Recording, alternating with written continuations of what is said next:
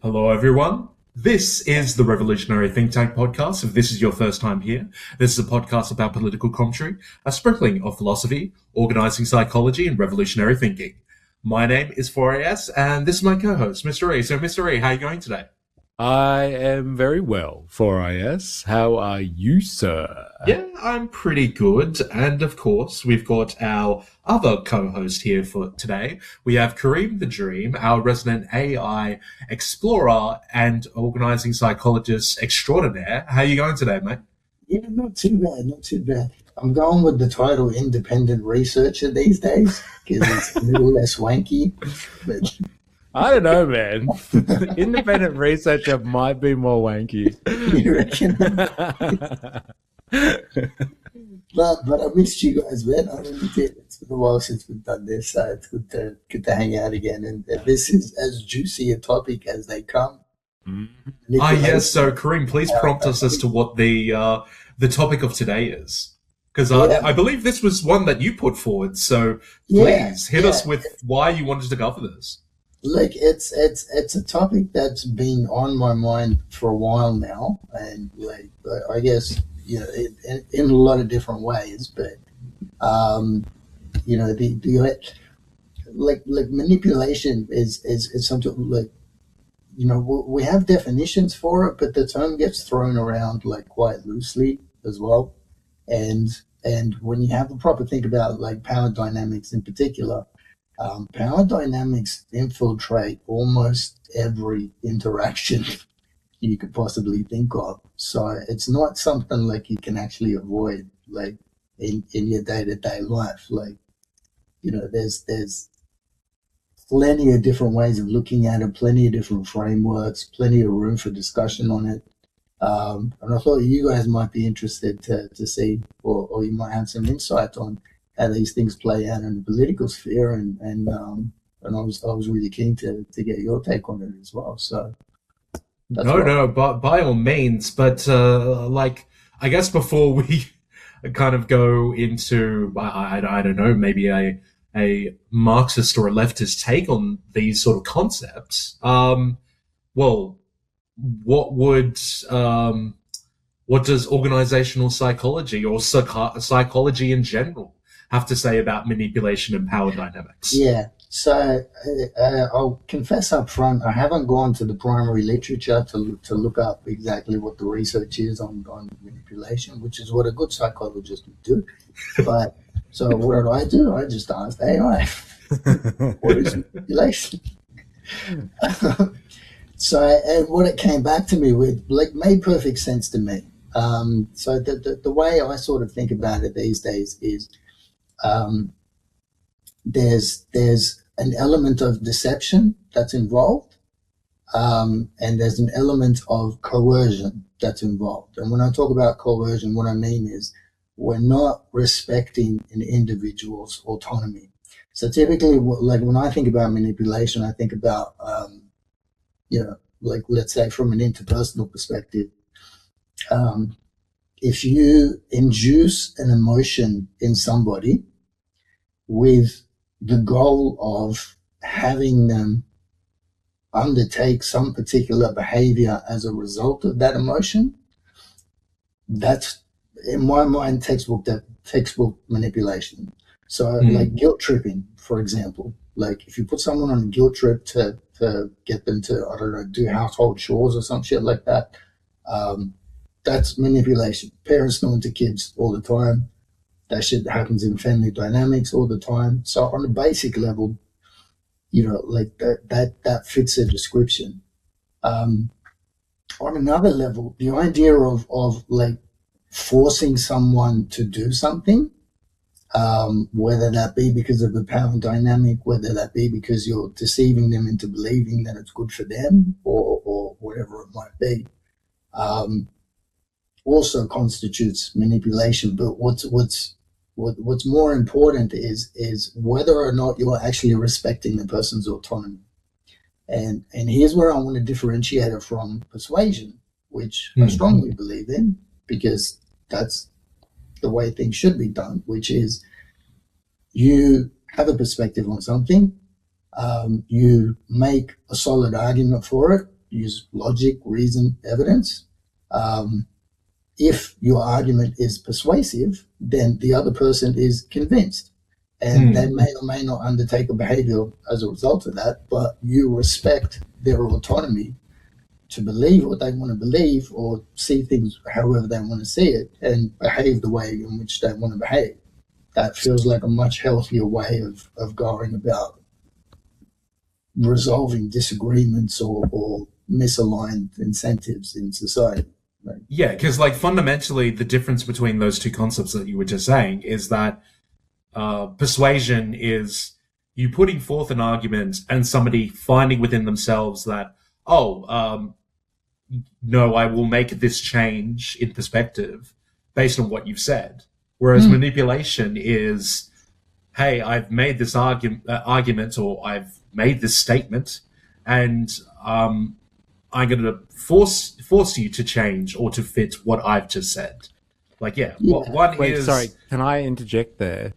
Yeah. What I see, though, happening here is you can still be manipulative and persuasive. So, like, you can use manipulation and persuade someone to do something, and then it comes from their own volition, but you were manipulative in your persuasion. So, like, what I see the difference between what Kareem has just said is actually the intent of the actor themselves. So if they're intending to be manipulative, if they're intending to be persuasive or use persuasion, but they're trying to get something out of it, and they're manipulating the other person, but they're using persuasion to be manipulative, then the intent is the problem. So you can be manipulative but quite persuasive at the same time. So it's all about intent, it sounds like to me. How about we frame it this way? Because when I say there's an element of deception involved, theoretically, the best lies have a slender thread of truth woven within them, which is what makes them difficult to distinguish as lies. Mm-hmm. So you could have a persuasive argument in there, but the key is, like you said, like it's the intent. You're not respecting the person's autonomy. So, like you said, yes. So let me give you an example here. I've just come up with this on the spot. It may or may not work, but let's see where it goes. Quitting smoking. Yeah. Now, if a doctor comes up, I'm a smoker, might as well disclose. If a doctor comes up to me and says, hey, you should quit smoking, we have plenty of research that it's bad for your health, it would be a good idea for you to quit smoking. What do you think about doing that? Yeah, I would hear that, and I would be like, I am persuaded by your argument. And in an ideal world, I would be like, okay, I want to make this behavioral change. That makes sense. Now, whoever said it to me respected my decision whether or not I was going to continue to smoke. They didn't put a gun to my head and force me to quit smoking. Now, if they'd said to me, smoking makes your dick smaller, or if you... It's so good.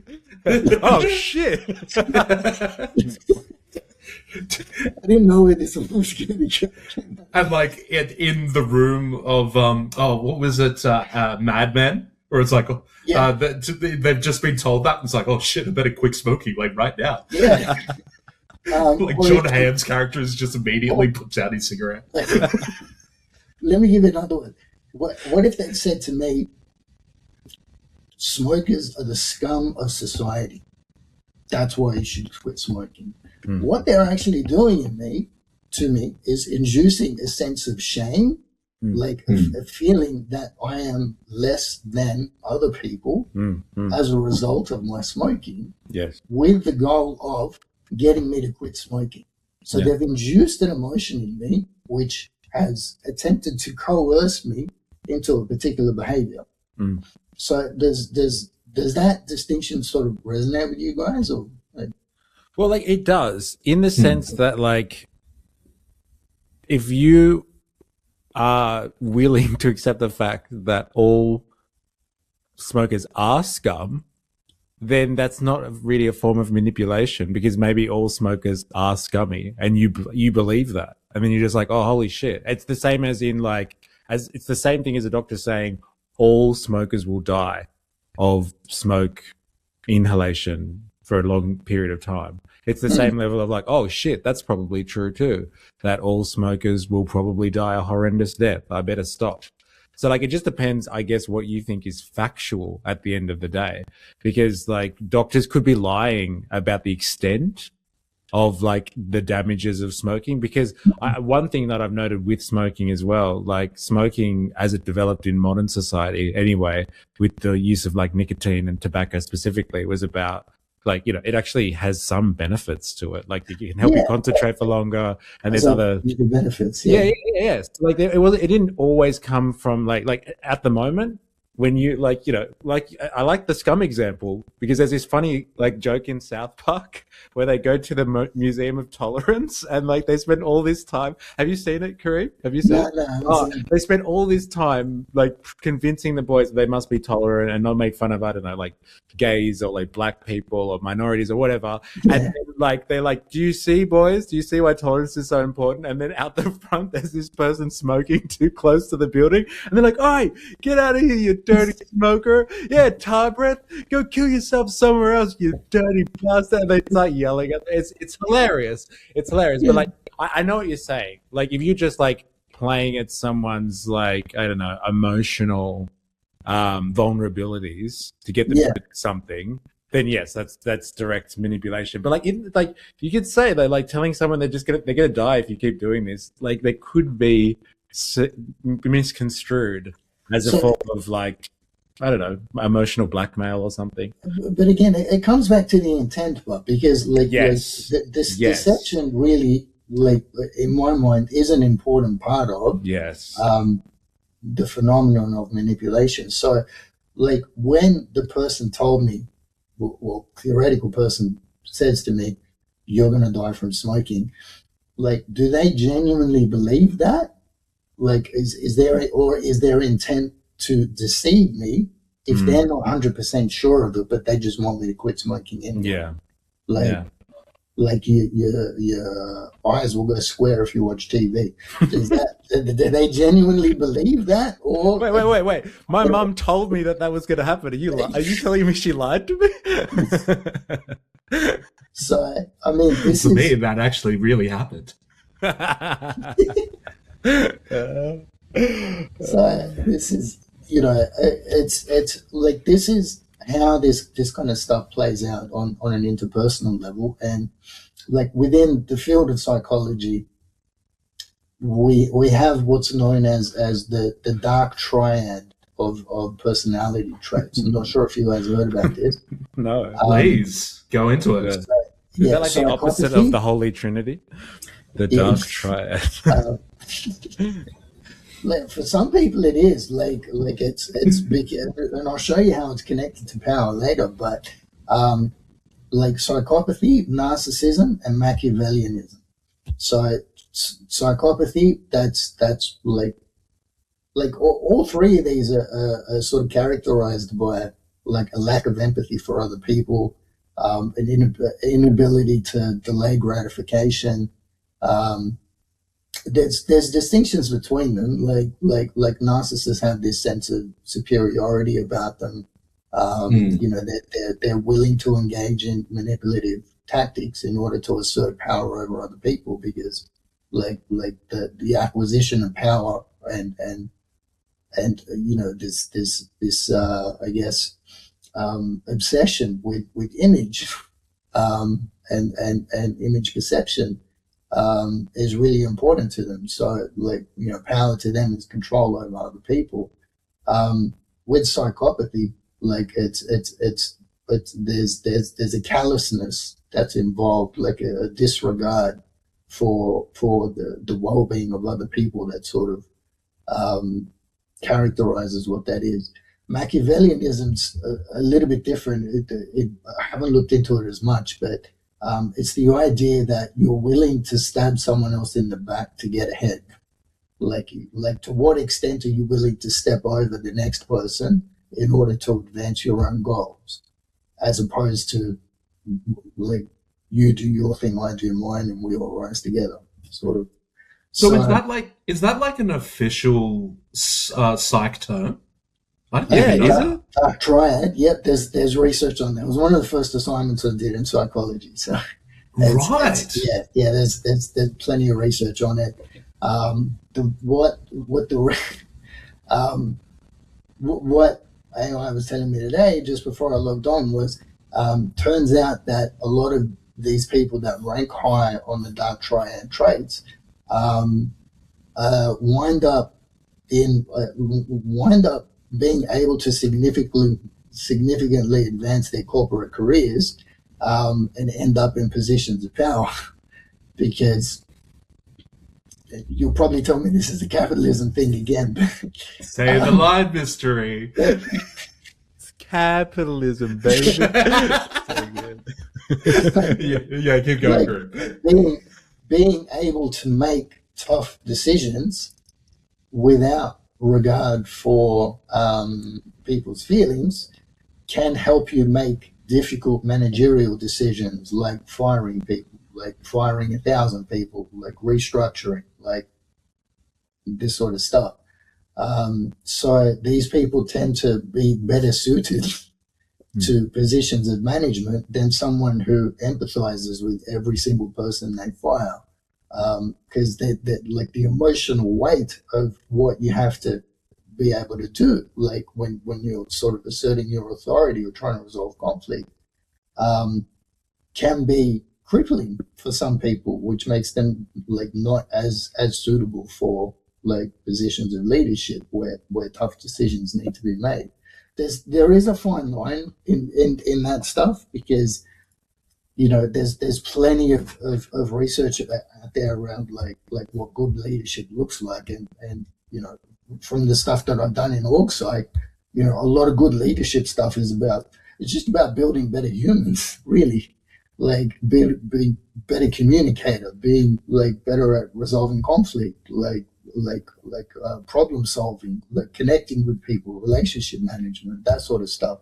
So it's not like all leaders fall into this dark triad thing, but like you'll find, like apparently, particularly within like financial services, is what the AI was telling me, is that these dark triad traits are quite prevalent. And what's that line again? What's that line again? It's so good. Say it again, mystery. Even Say within it a again. company structure, the department that deals with money it's like as you would expect, is most likely to harbor psychos. So, Yeah. Does that include accountants for IS? like, Everyone in finance. So let me. So full disclosure, I reckon the right thing to do is for me to post the link to the report on the actual show notes. Yeah. So anyone who's genuinely interested in reading can read this 15-page long report that I didn't get time to read, that I can barely quote. But there's some really cool shit in there, like when I skimmed over it.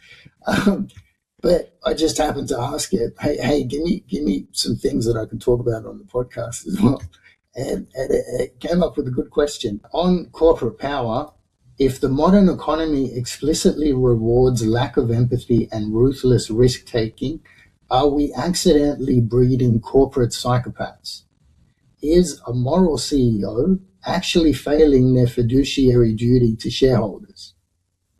What do you guys think about that? Interesting. Look, this could be because of my political background, but I kind of feel like a moral CEO is a bit of an oxymoron. But That's harsh, man. That's harsh. but look, I think this kind of goes into, this is where I would say a Marxist or a leftist, their understanding of power dynamics, this is probably where it tends to shine, because really one of Marx's core analysis, about the class struggle, about, analysis of the means of production and economics in general, it kind of ties into this idea of of power dynamics, and I'm sure Mystery can back me up on this one, because the whole point of the distinction between the haves or the have-nots, the ruling class versus those that are the working class, that economic difference between the two of them, one having one where there is based on society that it is not one person, one vote, but $1, one vote, and you kind of being able to manipulate the circumstances around you economically in order to get what you want. That's the reason why this kind of dark triad that you say exists, because if your ability to manipulate the power dynamics around you means that you're able to make line go up for shareholder, that's the reason why private equity firms and all of that exist, is that they have very Machiavellian tendencies. Their whole point is to buy this company low, artificially inflate it. Like, this is classic Mariana Mazzucato stuff with all of her books of, like, these private equity firms buy low, they artificially inflate the price and the shares of a said company, and then sell it off to the highest bidder, and they make the top dollar, and then suddenly that company completely crashes. Yeah. I think there's a point in that, in the sense that, like, ask not if the CEO themselves is a CEO because they are Machiavellian, or if the corporate structure itself, like the entity, is Machiavellian. Like, in order to be a corporate structure, an organism, so is it inherently Machiavellian and promote a tendency towards those who display the characteristics required of that entity, of that structure? Okay, rather than being rambling as I was before, let me just say 4 words that'll very, very sum it up, Mystery, of what you were saying. Coercive laws of competition. Bang. Yeah. They're subject to pressures themselves. I don't even know if it's a moral question at the end of the day. Like, you can make it a moral question. Are these people bad people? And some of them, I'm sure, are potentially some of the worst people alive. And they've got themselves a well-paying and high-powered job at the top of a very powerful organization. But inherently, do these people have to be evil exactly to be in charge of a corporation? No. But, like, do they have to do questionable things in order to get there, because that is the nature of their environment? Fucking every day of the week, baby. Every day of the week. And I should probably make it clear, I probably was being a little facetious when I said a moral CEO was oxymoronic. I like that point in the sense that, how you always bring up the philosopher king? Yeah, like, if you can't actually have a philosopher king, can you have a moral... I got something to tell you about it later, but yeah. Okay. But, like, can you have a moral CEO? Like, if you do have a position where you actually do have to destroy the lives of 1,000 people during a restructure, like, can you define that as a moral action? Well, let me couple of directions I want to go in this. So if you don't mind me rambling for a little bit, I'll just address a few things that have come up. First thing I want to mention is, with the dark triad, these traits aren't binary yes or no, do you have them or not kind of things. They exist on spectrums, and the truth is, like, we all have these tendencies to some extent. It's actually a part of human nature. Some people rank higher on the spectrum, some people rank lower on the spectrum. So like, they've got like inventories and scales that you can do to measure where you actually wind up on the spectrum and what sort of constellation of features you have. But, like, on some level, it is inherent human nature to have these dark triad personality traits. So I accept the argument that, like, it's entirely possible that, be it the capitalist structure or be it organizations themselves, are structured in a way that people with these traits are more likely to rise to the top of these organizations than other people's. And there's another point I want to bring up about ethics cartels that PAI was telling me that I don't fully understand, but, like, we'll touch on it in a little bit. But what I wanted to push back on was, when we talk about the haves and the have-nots, an idea that I've sort of been toying with recently, like in terms of the distinction between, like progressive people who want change, theoretically, this is a massive oversimplification, but just run with me on it. Progressives want change, theoretically, because that for some reason, like there's inequality, and that inequality is characterized like through the power dynamics, like the haves have more power than the have-nots. So with conservatives, now conservatives theoretically like want to protect the status quo, because the status quo is like the paradigm in which they have power. So it makes sense that they're not going to want change if it involves any change to their level of power. But what I picture sort of playing out, and I checked this one out with the AI. It could have been lying to me, but who knows?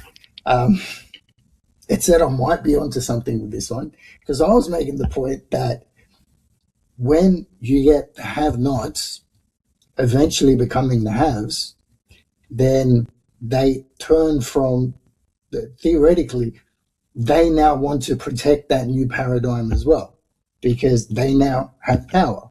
So they're invested in that paradigm, which means anyone who wants to change that paradigm is progressive to them, and they're now conservative, and the cycle just repeats.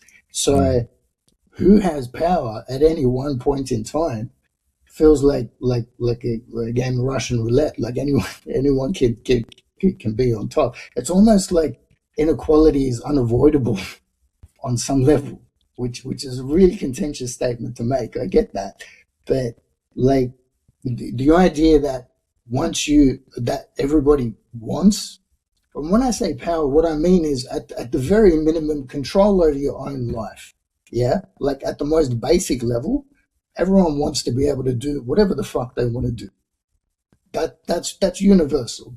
Now, not everybody has the chance to do whatever the fuck they want to do, because they got to pay rent, they got to buy food, they got to do this, and this.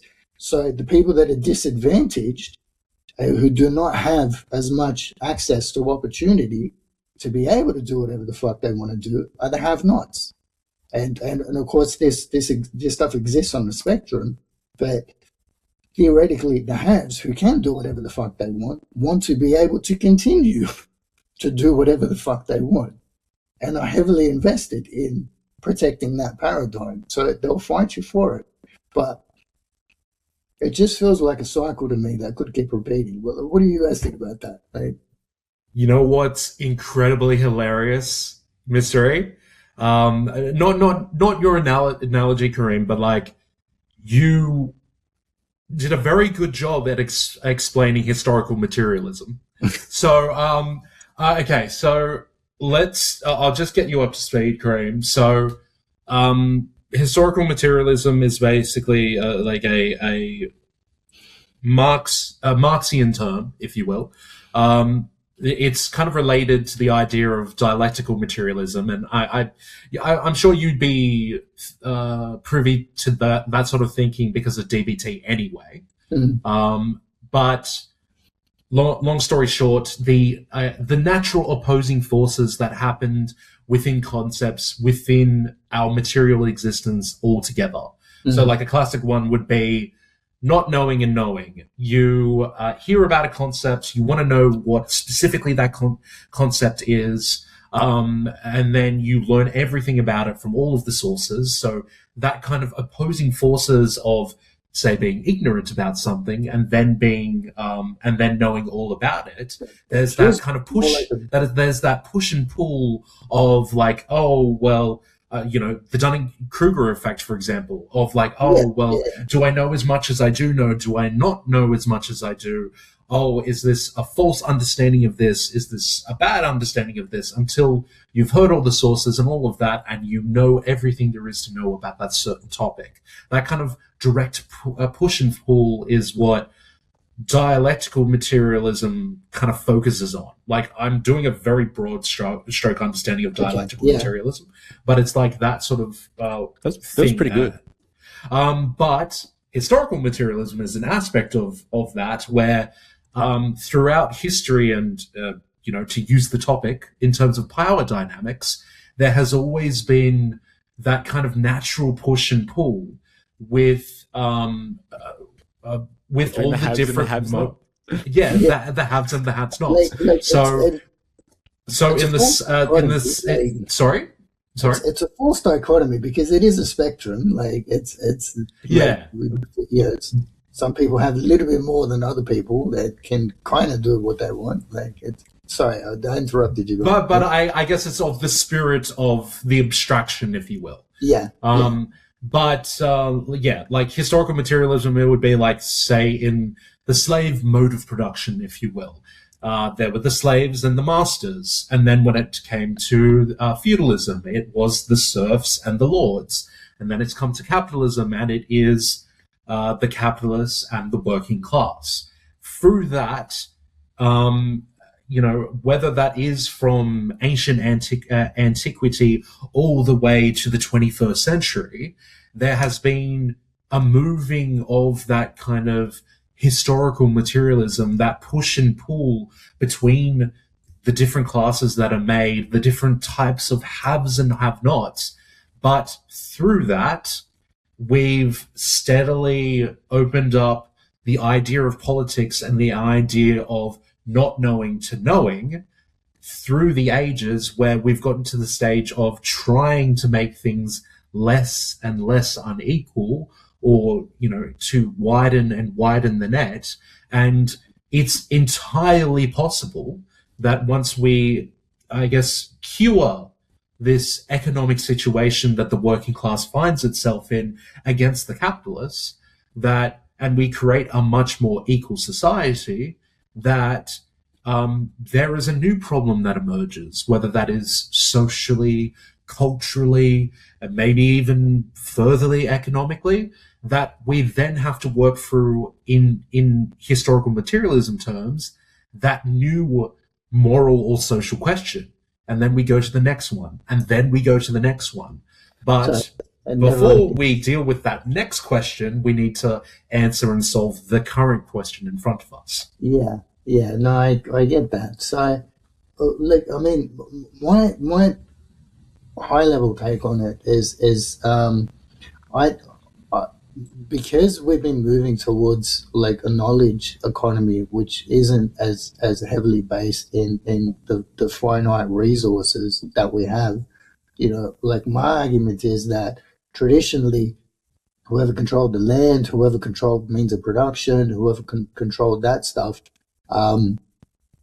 like there was only so much that could go around for everyone, and so there was going to be unequal distribution with that, which led to the finite economics. Now, in my mind, knowledge has value.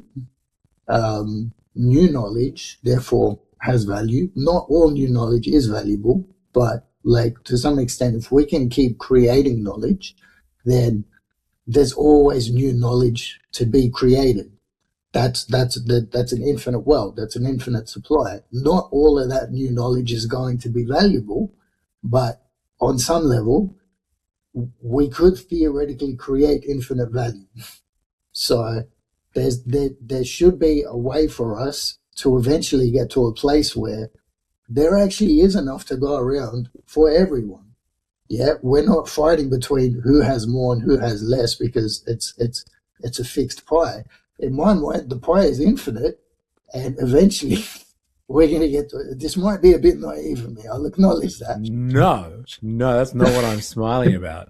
That's not what I'm saying about at all. But in my mind, like what we need to do is get to that place of like the global economy is doing so fucking fantastically because we are that productive, we are that fucking awesome at creating value that we now have more money than we know what to do with, and we now have enough for everyone to go around, which means everybody theoretically now has the opportunity to do whatever the fuck they want to do with their lives. That's the world that I'm working towards.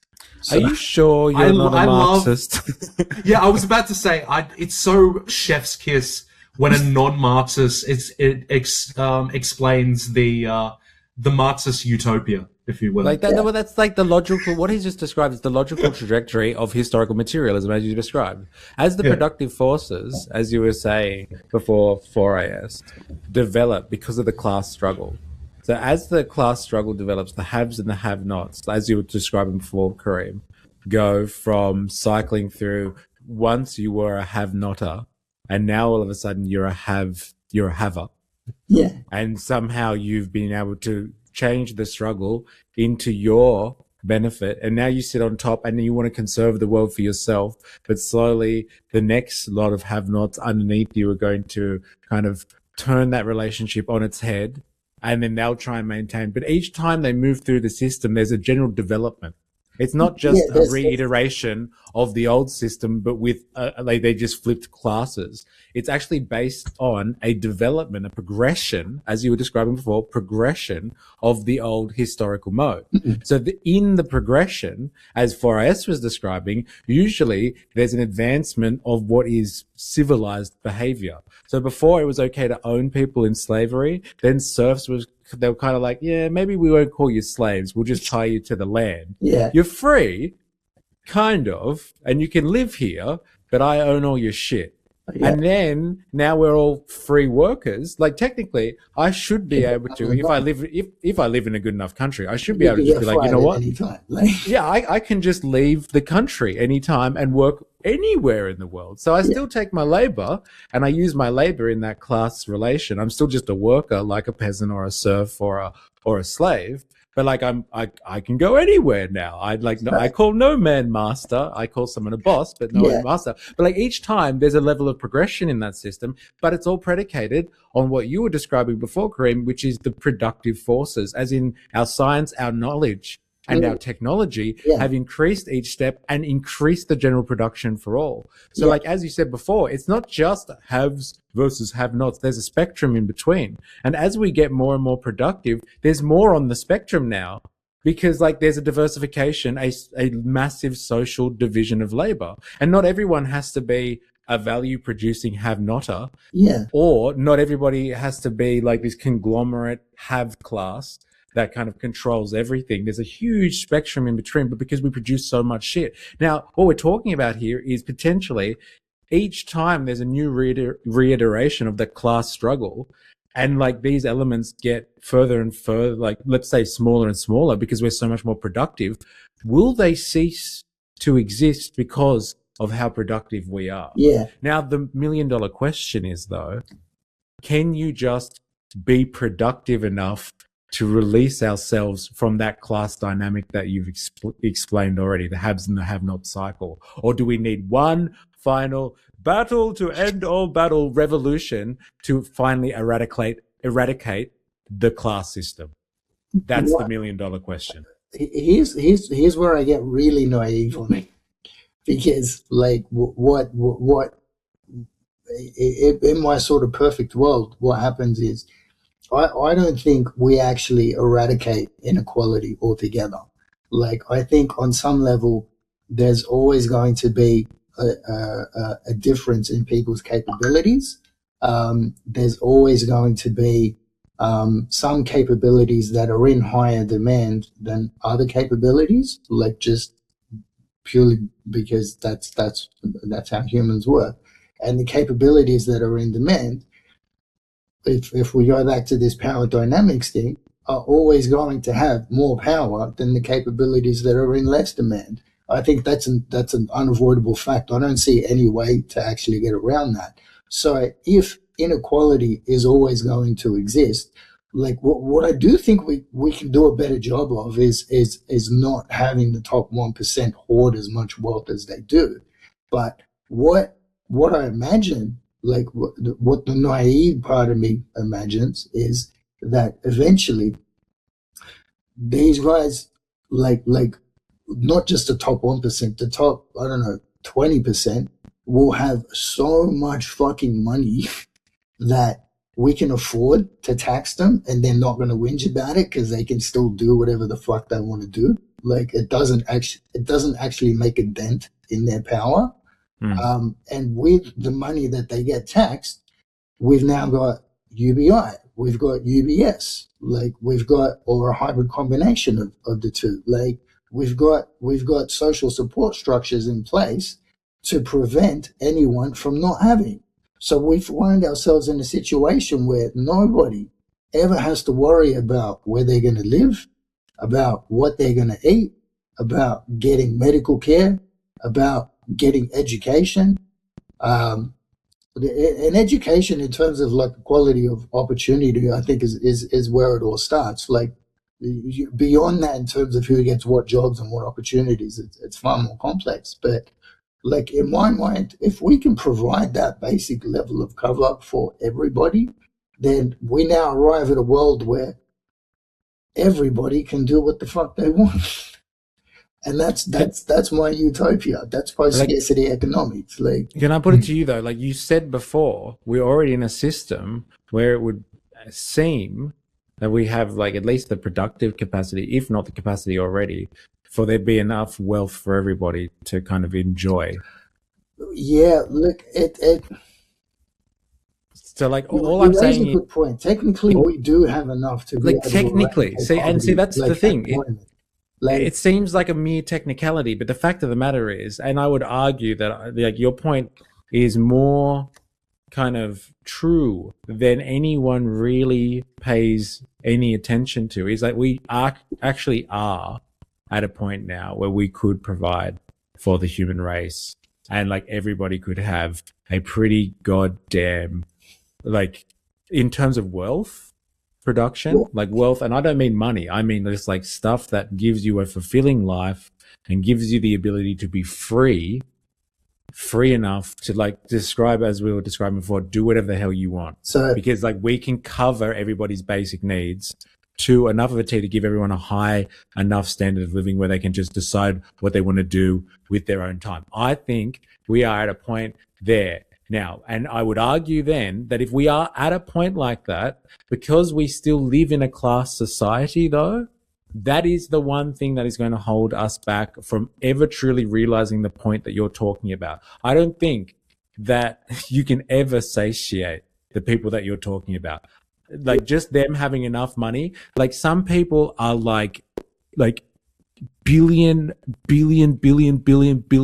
Like even if they wanted to spend all their money, they could never ever do it. It's not physically possible for them to really spend. Even if they spend every waking hour just spending all of their cash, they would never spend it. But we still don't have a society where it's just like, oh well, let's just tax them and then we can all live off the scraps because the scraps are so abundant. Like the system's not structured in that way. As you described much earlier, the haves set up a society or set up a system of beliefs or some type of ideological structure that maintains their existence. And if you start to chip away at that, on some level, like, if you chip away at that at all, their structure is compromised. I don't think they're going to let that happen. Let me give you the breath of fresh air, but like the thing to actually look forward to, because all that is actually about to change, and it could change in the very near future. And the reason for that is because I started looking into like what we call like post-AGI societal transformations, and what happens when general intelligence is actually at a place where like I was asking it the question, you know, what industries are going to get affected first? How, like, what's that transition going to look like? How do we have to structure society to move through it? Turns out that tradition, like at the moment in society, when we think about class, and I hate to be blunt about it, but like when we think about class, we look at cognitive work as being more challenging than physical work. So tradespeople like who work with their hands and do physical labor and stuff, like might not be as valued as say neurosurgeons or I don't know, again, like high level academics and that sort of thing. So, but what happens is when intelligence gets generalized, and we're now in a position to automate cognitive work. We can offload cognitive work.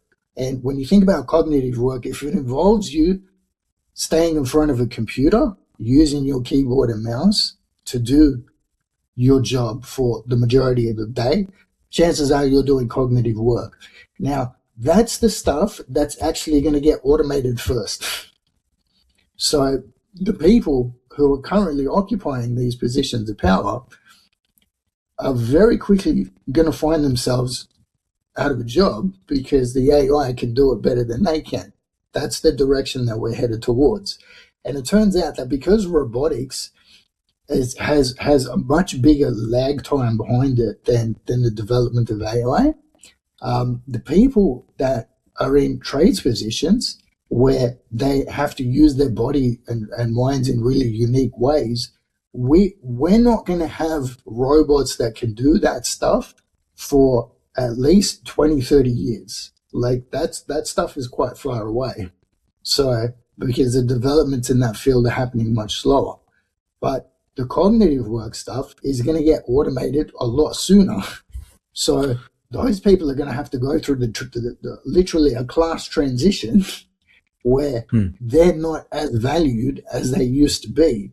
And the people that weren't valued as much as they should have been now find themselves in positions where they're much more valuable because they can't be automated. So can I just say, I agree. I agree entirely with what you've just said. But what you're talking about for me is a differentiation between the laboring class. Whether you labor with your mind or labor with your physicality, you're still a laborer. You're somebody who sells their labor to somebody else. And that doesn't make you, that's not a class differentiation. A class differentiation for me is what you're talking about is soon there will be AGI to a certain extent that will wipe out a certain section of the workforce, those who use cognitive labor. And so it is not the class distinction or the distinction between cognitive labor and physical labor that makes the ruling class or the haves and the have-nots for me. No, it is actually, if we're about to wipe out half of the labor force because cognitive labor can be replaced faster than physical labor, then what we're going to have now is a system where there's less laborers around compensating for the entirety of the have-nots, in stark contrast to the people that own AGI. The people that own AGI, that's the have class. That's the have class who are about to get, they're about to get more power. They're about to get way more power. Because at the moment, they have to placate cognitive labor and physical labor. So we have, like, labor has more power. But as soon as you cut half the labor out, less power. Okay. They actually see this coming, but so like some of the solutions that have already been proposed are things like a windfall tax, which means if the people that own the AI that replaces everything wind up making like ridiculous sums of money, there's actually going to be a hard cap on how much money they can keep for themselves, and the rest goes to a global non-profit, something like that gets redistributed. I hear the you. other kind of things they're talking about is like a compute tax. So who every time this? you run a system, who enforces this? Sorry? Who enforces this? Well, no, like the companies have willingly signed up for it. Yeah, the Frontier Labs, they've volunteered for it. Like it's because people saw this coming a mile away. Yeah, you're not wrong. You're absolutely not wrong. Yeah, but they saw this coming a mile away, so they started thinking, "What the fuck are we going to do about it? We're going to charge these people and make sure they don't fucking have too much, because that's the direction that we're headed in. Like if it all plays out the way that we think it's going to play out."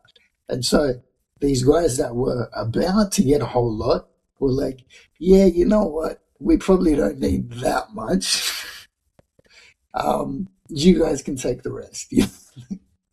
But that's what I mean about like getting to a place where we're making so much fucking money as a global economy, a global economy altogether, all like everything that we all contribute together increases like exponentially, like because the global economy, like our total amount of productivity as a planet, like has been steadily on the rise. And the rate at which the global economy doubles, I've been reading Super Intelligence by Nick Bostrom, and they've been saying that the rate at which the global economy doubles has been exponentially going up. So it's foreseeable that within our lifetimes, we might see periods where the global economy doubles within fucking weeks. Like 30, 40 years down the track, you might see the global economy double in a couple of weeks. Yeah. And let me just say, in a world like that, where the global economy can double in weeks, money becomes meaningless. And so they can give us all the money that they want. If they own the means of production, that's all that matters. In a world where the fucking economy can double, the world economy can double in weeks, money is almost meaningless. I think understand what I mean by that. And all that will matter is who owns this stuff and uses it for their benefit or not. That's really the only distinction that will matter. But let me ask you this, but in terms of let's bring it back to power then. Like if I look at power in terms of let me frame it two ways. Power, I can do whatever the fuck I want to do with my own life, provided I don't hurt anybody else, all my basic needs are met. Or power, I control some shit that people want, which is the traditional sort of view of power. I get that.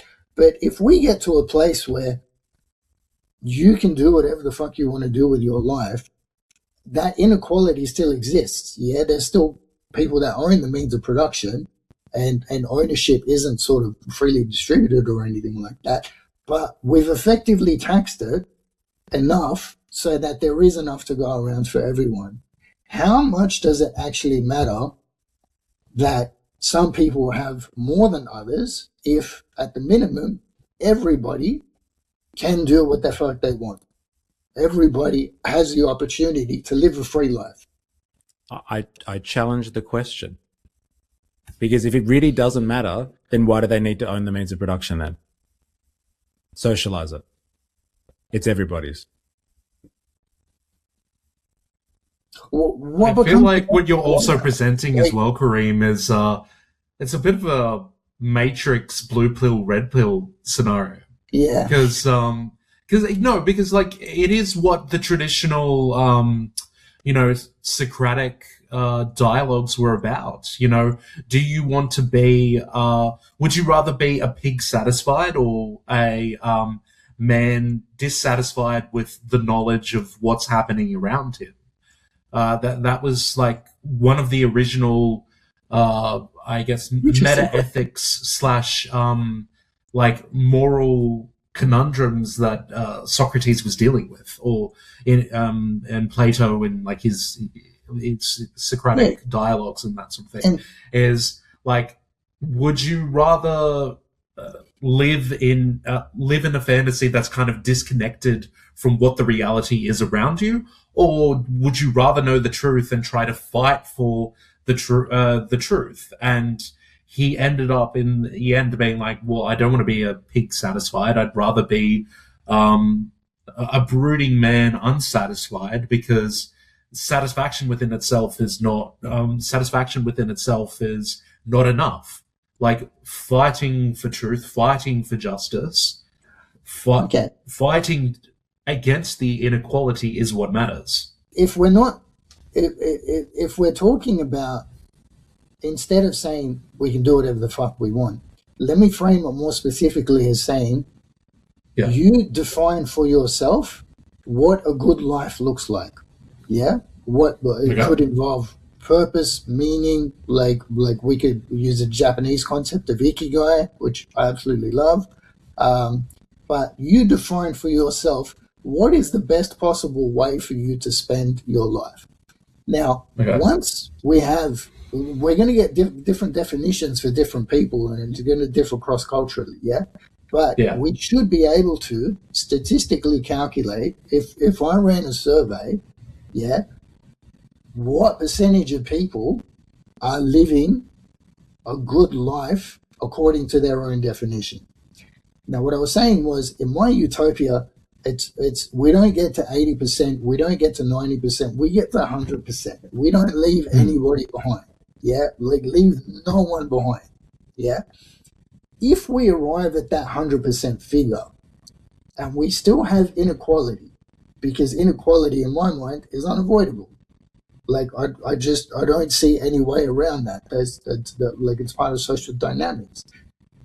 How much does inequality matter if 100% of people are living a good life and theoretically can do whatever the fuck they want to do?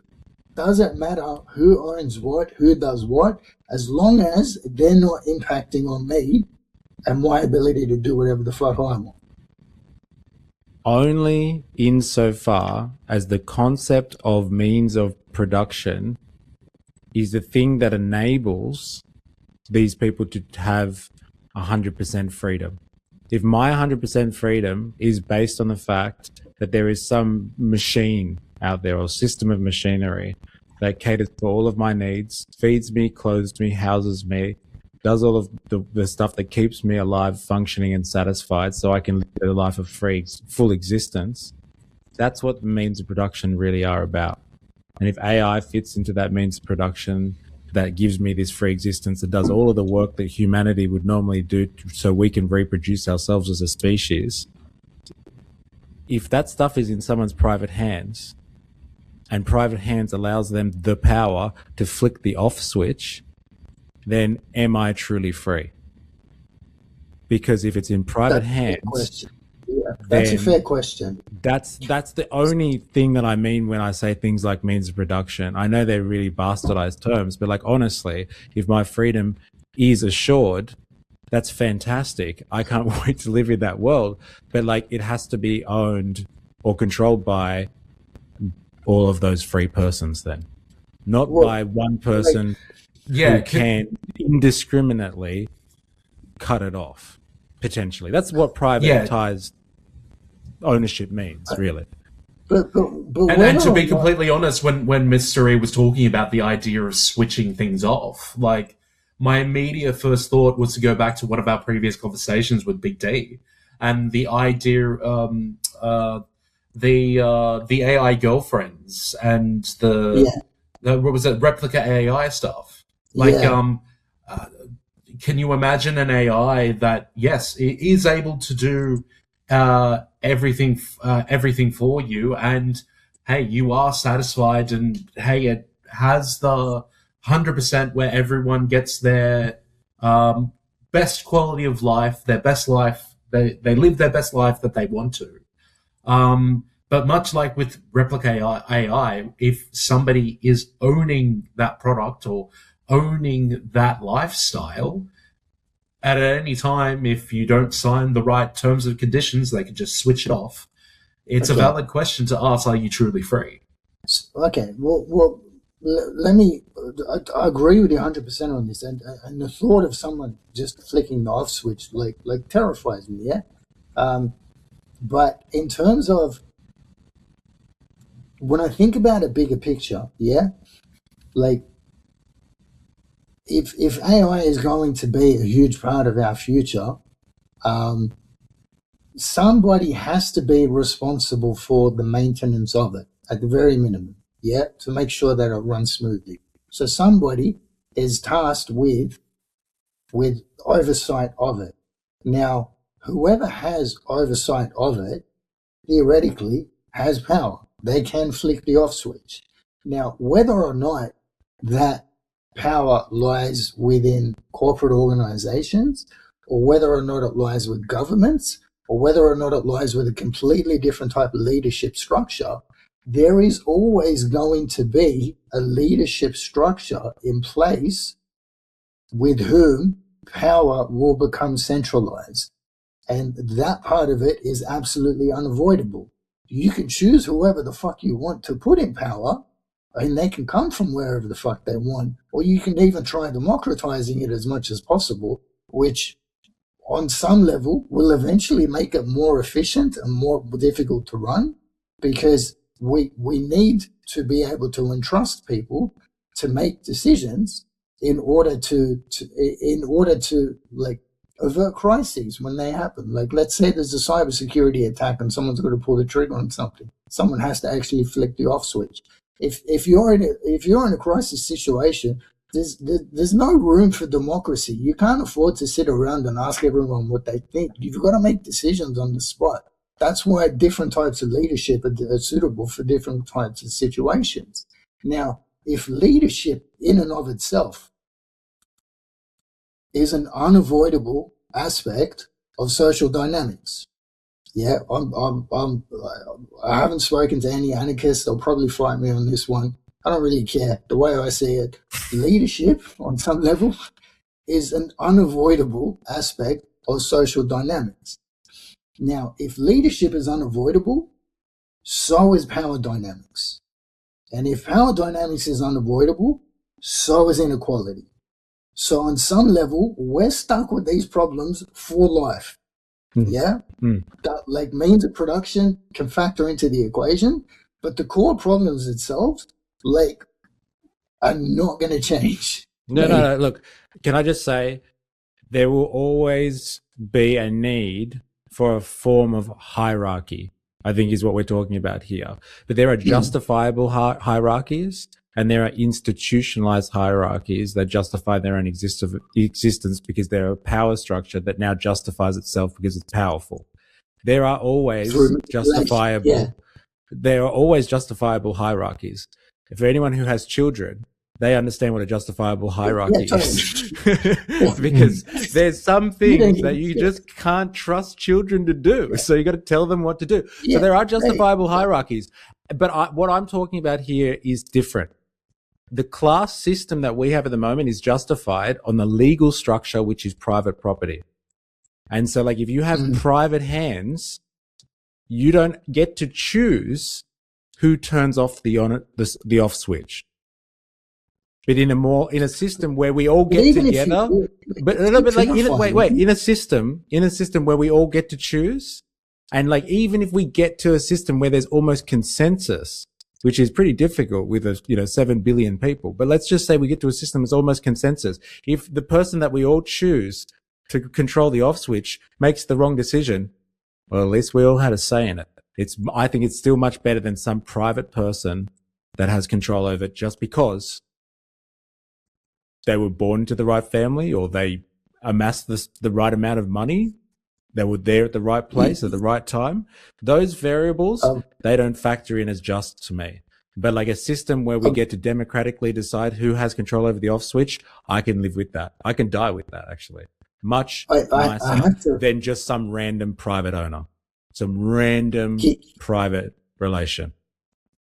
Can I go on a tangent here? Because I've just finished this book called Red Rising, which I think you would absolutely fucking love. Yeah, because it goes into detail about like this artificial class system that's the most intricately designed class system I have ever heard of in a fictional setting. Yeah, and the people on top, like, usually when you read stories about these class systems, like, the typical sort of trope around it is that there's people in power and they don't deserve to be in power. Like, they just got born into it, or they just knew the right people, or through some sheer stroke of luck found themselves in power, but for whatever reason, they don't deserve it. Yeah. Now, the premise of this book is that, like, there's this elite level of human being, they call it the gold class, that is like physically superior, like cognitively superior to all the other classes, and they're designed that way. But in order for them to avoid degrading into decadence and just pursuing pleasure, these people get taught how to rule. And how they get taught to rule is by going through like these trials and tribulations that involve them learning the true nature of power what it takes to exercise it, what it takes to make difficult decisions, and navigating some incredibly complex dynamics. I really recommend you guys read this book if you get a chance, because it just deals with stuff in so much detail. And it got me thinking about the people that are in power. Like, if we look at it from the haves and the have-not perspectives again, it's quite easy for the have-nots to look at the haves and be like, they don't deserve what they fucking have. Yeah? But it's entirely possible, I'm just putting it out there, that the haves might have done some shady shit to get in there, relevant to manipulation. Again, we'll put it in the show notes, but, entirely possible, yeah? But they might have actually had to invest effort and go through, their own trials and tribulations in order to, acquire that power. So if you're asking the question, do they deserve to have it or not? Some people put in some pretty decent fucking effort in order to acquire it. So, is it the person from the outside looking in who's like, people you don't work have really a right hard. There's people in the owning class that own the means of production that have worked infinitely harder than I will ever work. But what we're talking about here is in a society where we're but like when we reach a society, we were talking about, this is hypothetical though, where we're all free, but somebody can switch off our freedom. I don't think they should have that power anymore. So in this style of society that we're living in at the moment, there are probably lots of hardworking people that have gotten to where they have because of their merits. But if we are actually talking about a point at which we have reached as a species where we are capable of being almost 100% free, but some private individual really could fuck that up indiscriminately, at that point, I don't see any justification. It doesn't matter how fucking hard they've worked, because they can enjoy the 100% freedom that everybody else has got. You don't need to own it anymore. Yeah. So just in that hypothetical situation. Let me bring it back to manipulation in two ways. Firstly, this book goes into detail about what sort of manipulative tactics people in power will use to exercise that power as well. So again, I highly recommend this book, Red Rising by Pierce Brown. Please check it out if you get a chance. It's absolutely brilliant. But if in that hypothetical situation where someone could flick the off switch and at any time and take away our freedom, and that person has power, the power is inherent in the ability to flick the on and off switch. They may or may not wield that power. Yeah. So, but the fact that they have it, some people are going to be predisposed to wielding it in other ways by threatening to flick the on and off switch to get you to do other shit that they want to do. Yeah. That's far more concerning to me, because that's what manipulation is about. It's not necessarily like the act of violence itself. It's the threat of violence. It's the threat of taking away your freedom that constitutes coercive control over you.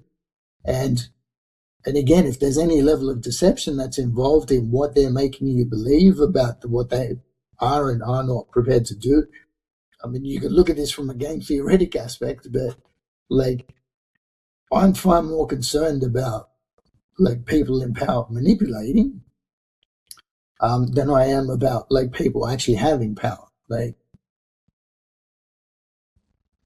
Okay, I think we've run out of time for today, lads. But to be honest, I can see this going into a part 2, this conversation, because we've discussed a lot.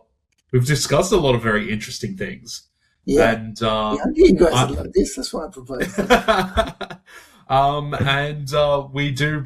we are now bringing ourselves to the final segment of the podcast. What's that synth wave art? So, who wants to have a crack as to what the prompt for this was? Power to the people.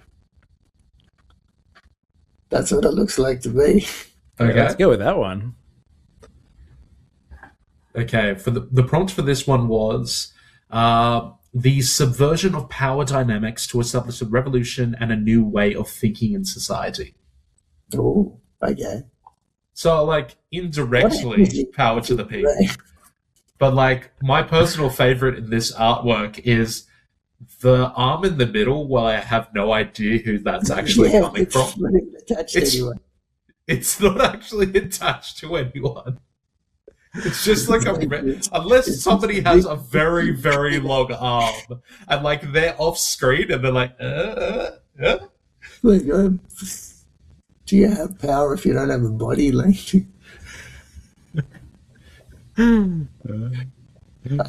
but yeah, look, definitely let's do a round two on this one, and I reckon if we all take a look at this Gemini report, because there's some really juicy stuff in there, we'll all come back far more educated and probably fucking terrified.